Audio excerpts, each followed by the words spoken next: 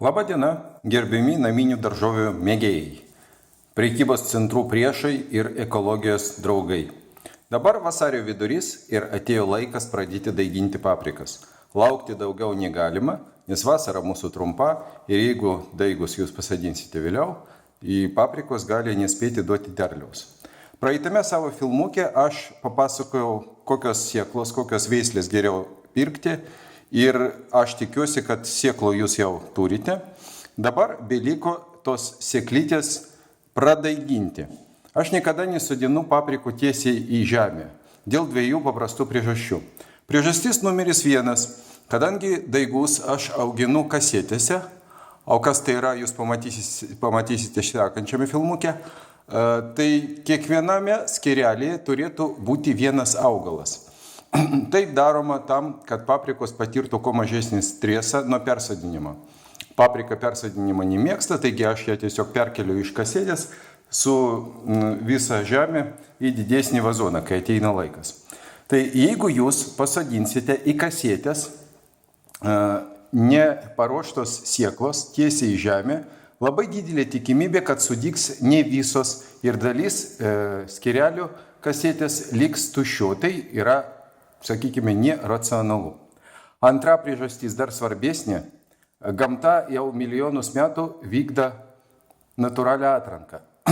Ir mes šiuo atveju toj natūralioje atrankoje šiek tiek sudalyvausime, padėsime gamtai. Reikalas yra tame, kad ne visos užmerktos, ne visos paruoštos sėklos daiginimui sudygs, ne visos išleis šaknelės. Ir mes paimsime sodinimui tik tai pirmosios, stipriausios sėklos, tos, kurios sudygs laikė kelių pirmų dienų, o likusios, atsilikusios, pavargusios ir silpnos mes išmesime. Aš esu atlikęs ne vieną eksperimentą ir įsitikinau, kad iš tų sėklų, kurios sudygsta vėliau auga silpnesni augalai. Taigi dabar paimkite sėklos, kurių jau tikiuosi turite, paskaičiuokite, kiek jums prireiks augalų. Tai yra labai paprastas skaičiavimas.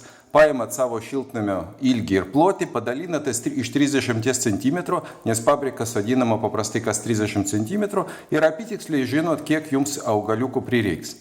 Tada reikia prie to kiekio pridėti dar 30-40% viršaus, nes kaip minėjau, ne visos sėklos sudygs.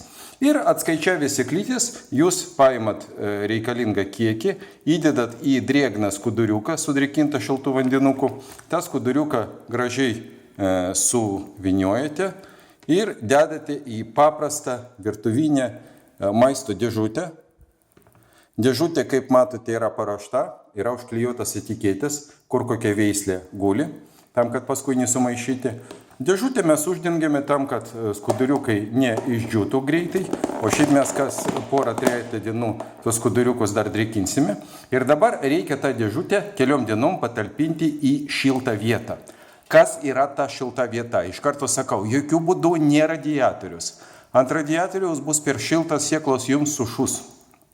Jokių būdų ne palangė, nes ant palangės vis tiek, kad ir koks būtų geras jūsų langas, 3-5 kamerų plastikinis šaltis vis tiek per rėmą eina ir sėkloms bus šalta. Dabar aš jums parodysiu, ko gero geriausią vietą sėklų daiginimui.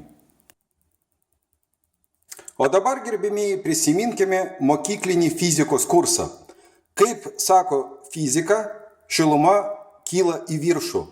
Taigi, šilčiausia vieta namuose paprastai būna virtuvė, o šilčiausia vieta virtuvėje yra ant aukščiausios spintelės visai prie lubų. Pagal fizikos dėsnius, jeigu kambariai yra 23-22 laipsniai, kažkur prie lubų bus apie 30, o tai yra ideali temperatūra sėkloms sudygti.